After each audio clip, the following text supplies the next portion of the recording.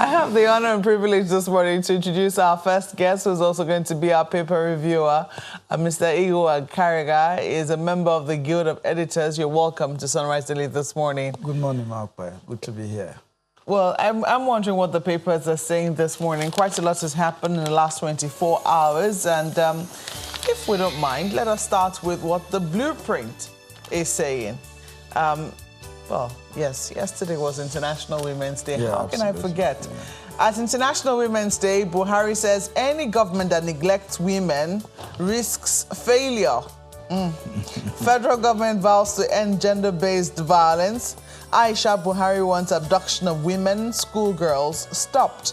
Help rescue our daughter, Leah Sharibu's parents, right president. 800 police officers' wives widowed in Kaduna. That's according to the CP, Commissioner of Police there. APC states endorse 180-day maternity leave for nursing mothers. What a day to announce, such a good thing. But what are your thoughts when International Women's Day comes and all the attendant, let's say, celebrations, statements, and things of the sort that we see following it? We're seeing this one on the front page of Blueprint this morning. What are your thoughts? Well, it's interesting that every year the world tries to focus on women. For this year, it is striking for Nigeria as a country. Yesterday, I was following the developments in the media where, the country was, of course, flagging Ngozi Okonjo-Iweala, who emerged as the WTO president, and then, of course, Amina Mohammed, who is Deputy Secretary General of the United Nations. And all. We are trying to put our best women forward as if Nigeria is such an exciting country for women. And, of course, the statement from the wife of the president, Aisha Buhari, Twitter yesterday was agog, was very busy with all kinds of opinion. Where is Aisha Buhari, the president's wife? She was actually speaking against the abduction of women in Nigeria. I'm sure she's talking about the girls that were abducted in Katsina State and all of that. But again, in Zamfara State. But the issue is, where is she? Why are you writing from Dubai or somewhere? And for the president, saying that, any government which neglects women risk failure and all of that. So it's like we are just one country that likes to mouth respect for women. We want the best for women and all of that.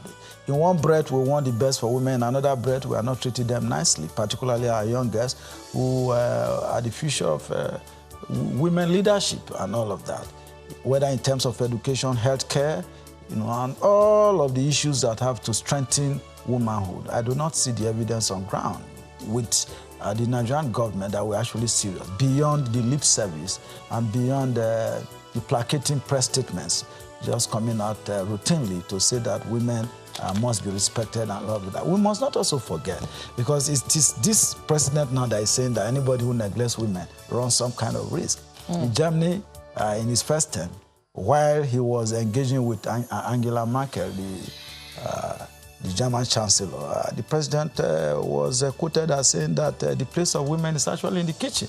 So between then and now, if he's changing his views, that would be interesting. Well, some people argue that he spoke specifically about his wife. But his wife is the #1 woman in Nigeria, really. Oh, well. It's exciting. It's interesting how the narratives are changing every time, but it's good. Essentially, every Nigerian must show a lot of interest in the girl child education and building capacity for women in Nigeria. If you look at the political sphere, the political parties, for example, whilst we say that there is 35% affirmation for women, the House of Reps is looking at a bill to specifically reserve 35% for women participation in politics, particularly in the Senate and the House of Representatives. We are yet to see that. Maybe under former President Olusegun Obasanjo, we had quite a reasonable share of women in that government. It's interesting to note that when the International Women's Day was approaching, one of the things that we saw was that the president released the list of women in his cabinet and in his government, and people are saying, Hold on, oh. It's only about 7 or 8%. 8%. So when you see a statement that says any government that neglects women risks failure, you know, there are big questions to be asked there, especially when we're coming from as much as 35%, so to speak. Yes. We're now at 8%. Would you say that it's sad, really? Has he put his mouth where his money? I mean, money where his mouth is. I don't know how to phrase absolutely that. Not. Absolutely not. And I think Nigerian women. You said so. The women are not deceived. Nobody is deceived anymore. We all now know that it is one thing to just say this is what we want, but it's another thing to see those things done, really. So women deserve much more, and the government and everyone must put their hands on deck to ensure that women get a fair share. You know, the men have tried, but for me, I'm always thinking that in 2023 we should actually be looking at the direction of women. Perhaps they have more to offer us than the men. Well, if we're to go with what is happening on Abuja-Kaduna Expressway, don't forget that I think 300 women soldiers were deployed there. We haven't heard exactly a whimper. That's a good one. You know, we haven't heard a whimper on that road in terms of the, you know, prevailing insecurity that was there before they were deployed there. But, you know, I don't know. What do I know? So clearly they are doing a good job. The evidence of the pudding is in the eating. Isn't that what they say? Yeah. Well, look at this. These stories are very, very linked. Niger governor talks tough as bandits abduct 30. Bello rules out further negotiation to equip vigilantes with pump-action guns. That's on page 6 of the paper. And then you see this. Watch your utterances. Army warns Gumi others. On page 5 of the paper. Look, what's going on in Niger State? You know, it would seem that almost on a... I don't want to say on a daily basis or on a weekly basis, we're seeing abductions in that state. Well, it's also, now we think it is Niger State. Yes, Niger State is a component of the Federal Republic of Nigeria, but I see this as a general failure of the Nigerian state in dealing with this recurring and malignant issue of insecurity. How come we are unable to actually stem this ugly tide, you know? So, some state government are already thinking that they need to equip the vigilantes. Incidentally, I'm a member of the vigilante group. It's a volunteer organization. In Niger State? Yeah? No, I'm a member of the vigilante group in Nigeria. The national headquarters is in Kaduna. Interesting. Yes, I show a lot of interest in all kinds of things. I want some form of security stability for our country. That was what drove me to join them. I want to know what they are doing and how they are operating. So I'm their national spokesman, and I know what happens there. This is a group that has put their lives on the line for over 20 years, and nobody gives them a dime. They are called the civilian JTF in the northern part of Nigeria, and they are about 1 million well-trained, 1 million resources that is just lying idle across the 36 states of the Federation. So I think now that the government is looking at that direction to say they will give them pump action, and that was part of our suggestion. I was in Enugu last week and Benin, where the Inspector General of Police flagged up the launching of community policing and all of that. I was there to witness and these were part of the suggestions, that it is time to, because the police, the entire strength of the police is about 350,000. And then the army itself, whether army, air force, navy, all of them, they're already becoming overstretched.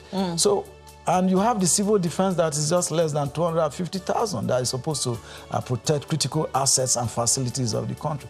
And this is a country of over 200 million people, for God's sake. How do you put less than 1 million people, whether it's the entire armed forces, the police and civil defense, to try and overlook all our security? And you can just see the incapacity here and there. The men are doing their best, but it's just not enough because we don't have enough boots on the ground in places. And these terrorists and bandits or kidnappers, as we prefer to call them, as it were, they just pick on soft targets because these are ungoverned, unmanned spaces. They just move it there and pick people. And then the impression is given that the country is not secure. That is affecting our FDI, you must know. That's the spokesperson of the Vigilante Group speaking right there. I think we should also add something to his designation. Gentlemen, what do you think? Let me throw it to Lagos now. Well, let's start with the Daily Trust first and see, because they have the same headline which he just spoke about. Niger to arm vigilante with pump-action guns. That's what they have here. Will not disband groups. Governor Sani Bello No negotiation with bandits. 2 brides-to-be, 17 others kidnapped. Pretty unfortunate. But, you know,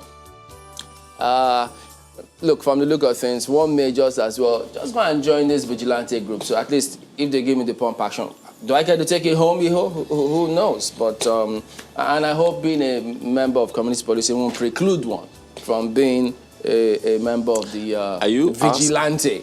So this pump action gun, sorry, when you suggested it, what was it thinking? Are they supposed to, leave it in the offices, or they take it along with them when they go home as well? Well, did you hear his question? No, I didn't hear his question. He wanted to know about the pump action. I think Chamberlain is considering joining vigilante because of the pump action. He wants to know whether they leave it at home, in the office, or they can take it home.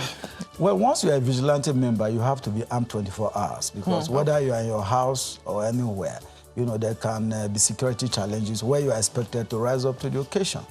So it is a good thing that Niger State, some states already are using them. You have almost all the northeast states. They employ the services of vigilante groups. I think it is in the southwest, middle belt, and maybe southeast. I'm sure that if these governors in the respective states resort to the use of vigilantes, that is registered, government recognizes them in the first place. And so if they have pump action and they are already 1 million trained men, then I'm sure that all of this insecurity that we have across Nigeria, whether on the highways, will be stamped significantly.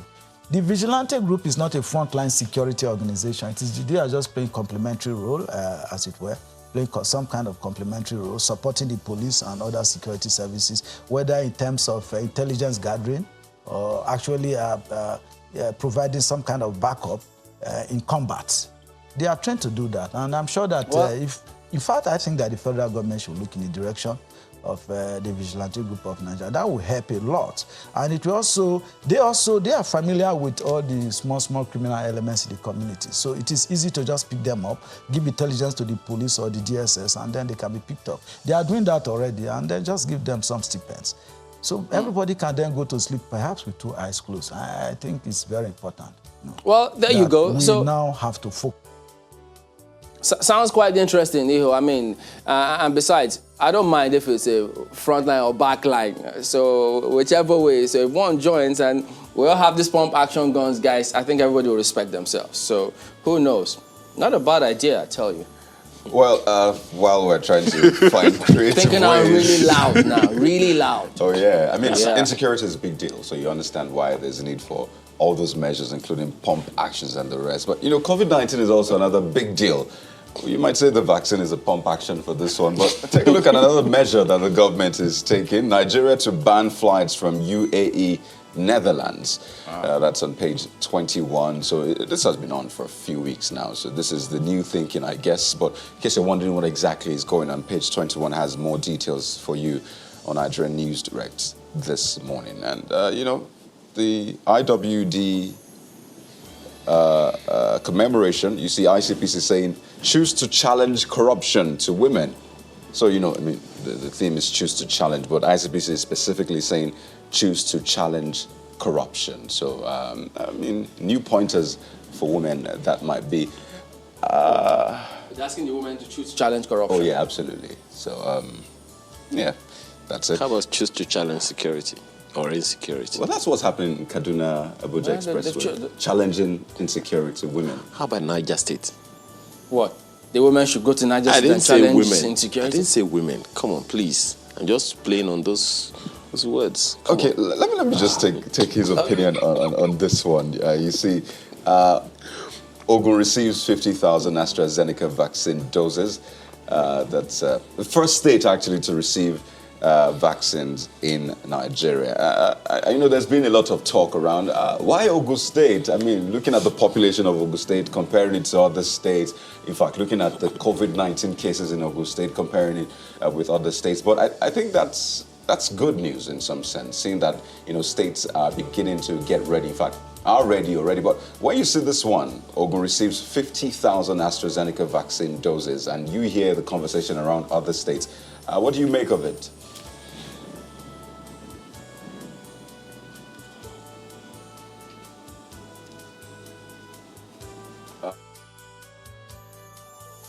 receiving its own share of the jabs. But as you rightly noted, Ogun State, the prevalence, the level of infection in Ogun State, you also know that it is close to that of Lagos because they share common boundary. But who knows, perhaps the consideration for delivering the jabs to Ogun State. I'm sure more states will have the vaccines as they are being distributed. But whether if you go around all the states at this point, I'm sure nobody knows.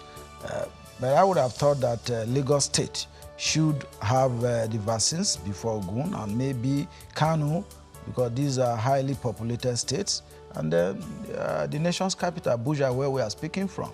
But Ogun State, yes, it is good. The important thing here is that the vaccines are already been distributed. But whilst the vaccines are being distributed, I do not know if there is sufficient information, education, and enlightenment for citizens to take the vaccines, because as a journalist, I'm aware that many Nigerians are still having nursing some fear, some apprehension about the vaccines. If you look at the video, some videos making rounds at the social media about the needle that is being used. Some people say that these needles are being manipulated. You know, that you put it in the skin, nothing is actually piercing the skin. So there's a whole lot of controversy around even the COVID-19 itself. Yes, it is real, but you see, the controversies are also helping. Last week, I was at a session with the Kogi State Governor, where he clearly stated that Kogi people will not take any vaccines and that he's not going to take any vaccine himself. That is coming from the governor of a state. So if Ogun State is receiving vaccines at this point and a governor of a state in Nigeria is saying pointedly that he is not going to receive any vaccine and that he's not going to support distribution of vaccines or deployment of vaccines in his state, where he has the power to enforce that. Who knows? That is going to create some complexities and some compound the situation around Nigeria. If some other governors share the views of Governor Yahaya Bello of Kogi State, I'm sure that's going to pose some challenge to the federal government and the fight against the spread of COVID-19 on its variants, as we are told. Well, strong issues there, one might say, but then look at the front page of the Leadership newspaper, still talking about the same thing. COVID-19 vaccination centers not ready 3 days after flag off. The story is on page 4. Portal contacts switched off. FCT residents stranded. States receive COVID-19 vaccines today. Well, that's talking about the level of preparedness, you know, all kinds of issues around that one right there. But then look at the story right beside the picture you see on the front page. Women's Day. Presidency seeks end to poverty among women as FG moves to create special courts for gender-based violence. Well, these are two strong issues, Igo. Which one of them catches your fancy? The two, really, but maybe I should take the last one. The federal government moving to set up special courts to hear gender-based cases related to violence against women. Now, 6 years on, this administration is still talking about we will set up special courts. Is it because yesterday was the International Day to celebrate women and the government just needed to say something? For me, I would have thought that for any serious-minded government, you would have actually set up the court and say, oh, on the day marking the IWD, the International Women's Day, you say, oh, the federal government of Nigeria has since set up special courts to try cases of violence against women. And so far, we have convicted so number of, culprits. But on the day, 6 years on, we are still saying we will set up. And that is just the tragedy of, for me, it's my opinion here this morning. It's the tragedy of what has bedeviled the country, where it doesn't seem that there's a clear strategy on how to deal with multifaceted challenges that is afflicting the country. It is just promises that are being made and no concrete actions are taken. And there is no country in the world that can make significant progress when all you do all the time is to just issue statements to say you will do this, you will do that, and nothing really gets done on the ground. People don't really seem to see anything practically that has been done to address all of these issues that even the government itself talks about. So that leaves the women where they are, and everyone else, every citizen. You know. Let's quickly look at New Telegraph now. You see the lead story there. Nigeria's security challenges worrisome, says Jonathan. That's the ex-president there. 5,000 Nigerian refugees repatriated from Cameroon. Governors, Buhari will resolve problems facing country.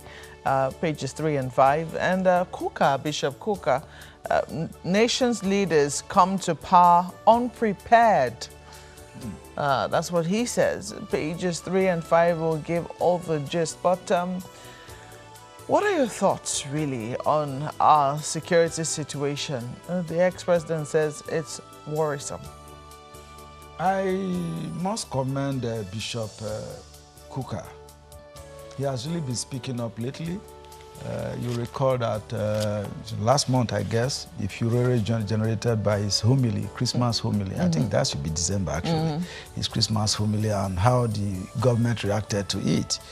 It is not about, we need to see more Nigerians speaking up. Right now, former President Goodluck Jonathan, who hardly wants to speak seriously on issues. You know, he is just trying to manage the different feelings as it relates to insecurity in the country. Trying to be a statesman. Yes, trying to. That is the right word. He's trying to be a statesman. But yes, you can try to be a statesman, but the realities on ground does not support anyone sitting on the fence at this point or trying to balance the kind of comments you make so that no feathers are ruffled. But now he's clearly saying that he's worried about the growing insecurity, and every Nigerian, as I speak this morning, are worried. Because, you can't just put your car on the road and say you are traveling even to Kogi State here, which is just, a border state with the FCT, or Nasarawa State. We all hear daily what happens to people. Or Kaduna, where 300 combat-ready female soldiers have been deployed. So what do we do as a country? For me, it brings us back to our strategy, security strategy. Yes, the good thing is we now have new service chiefs. They've been decorated with their ranks. But I also know that almost a month after they have been appointed, named, no funds were released to them. I don't know if between maybe the last 3 days, maybe the federal government has given them funds, but I also know that these are facts, that funds were really not released to them as to fresh funds to say, okay, this is our blueprint on how we want to tackle security. We will need these XYZ funds to deploy in this direction. I know that part of the lamentation, even with the new service chiefs in their offices, is that no fresh funds have been given to them. But maybe now monies have been released, and I think that is just the way to go. Security is a very serious issue anywhere in the world, and if any government who intends to fight insecurity must take it up as an issue. That is one core, the question of security is one core promise that President Muhammadu Buhari made to Nigerians in 2015, the run-up to the election, when he said that he was going to address very squarely the issue of insecurity in the country. But 6 years on, we don't know. It's left for Nigerians now to take the stocks. We are journalists. We are journalists. We are not politicians. But it is clear. Journalists will continue to write the facts as they are, and it is left for the people to make up their minds to know, if they feel safer now than they did how many years ago. But we have to thank you always for sharing your points very succinctly on the program. Mr. Akeregha is a member of the Guild of Editors. Thank you so much for coming on Sunrise today. Always this morning. A pleasure to be here. Thank you. Well, the program continues in a moment. Don't go anywhere.